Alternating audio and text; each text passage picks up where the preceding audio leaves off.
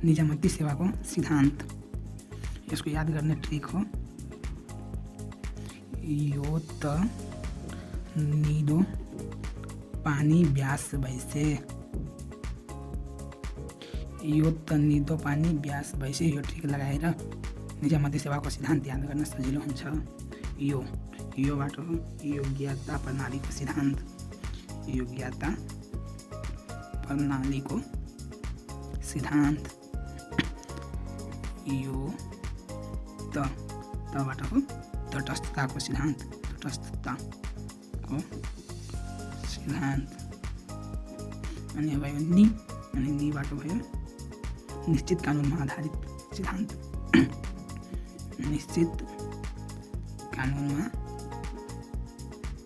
आधारित सिद्धान्त, जसलाई हामी लिगल बेस भन्छौँ। दोबाट हो दोहोरो उत्तरदायित्वको सिद्धान्त। दोहोरो उत्तरदायित्वको सिद्धान्त। दोहोरो उत्तरदायित्वको सिद्धान्तमा जनता र सरकार दुवैप्रति हुन्छ, त्यही भएर यसलाई दोहोरो उत्तरदायित्वको सिद्धान्त पनि भनिन्छ। पाबाट भयो पारदर्शिताको सिद्धान्त। पारदर्शिताको सिद्धान्त। यो त निदो पानी। निबाट भयो निष्पक्षताको सिद्धान्त।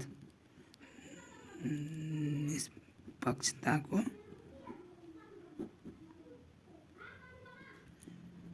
सिद्धान्त।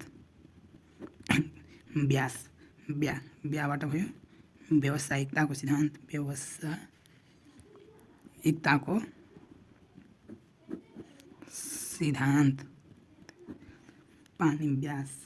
सबाट भयो सेवा सुरक्षाको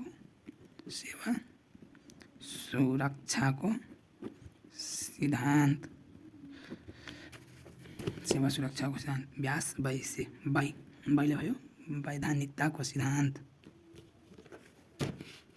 वैधानिकताको सिद्धान्त। वैधानिकताको सिद्धान्त। समावेशिताको सिद्धान्त। समावेशिताको सिद्धान्त।